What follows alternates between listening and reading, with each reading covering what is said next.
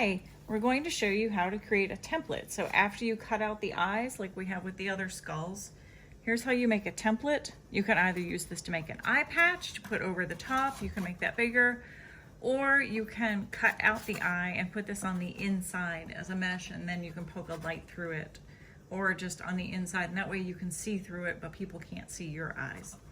So what we did was we just took the area here, drew a round piece of paper and created this template, and that's what we're doing. So now, move that out of the way. We used this material which is for soffit, for the, like up by the gutters in your house or the house. It's this material. We cut it out, and from there we cut out this piece. So now I don't need that. I'm just gonna lay that off to the side. Try not to injure anybody. Keep in mind this material can be really sharp, so be really careful. You may actually want to wear gloves as you're doing this. As we put this on, we measured it to make sure we had plenty of room for working around it to cut out. If you want to cut a little bigger on the inside, you can do that, no worries. But we have a line here, and then this was pre-cut. So I'm going to put that off to the side, and I'm going to go ahead and cut this. There's a little line there. Got these snips at the hardware store. Gotta love the hardware store. As I put this on here, using it as my template, I have the plastic sheet down to protect my work surface. Just gonna draw around it so that it's easier for me to work with. As you can see, this patch, we have labeled it with an L. It's a little hard to see.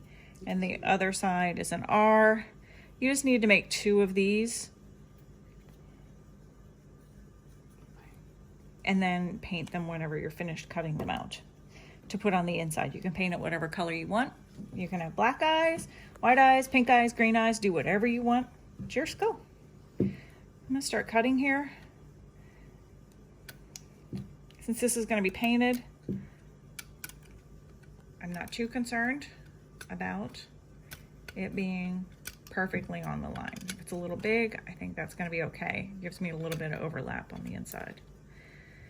Not too worried. I just need to have a minimum area to attach it on the inside.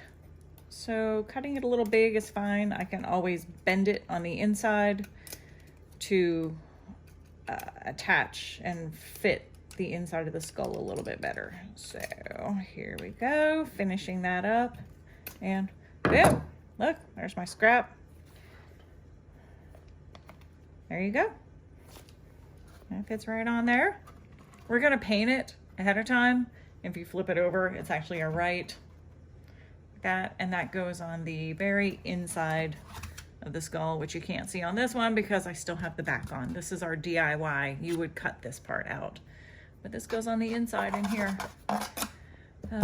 But all of my other skulls are wet right now. So, there you go. Thank you for watching our DIY video. Whoop, this way, this way. Thank you.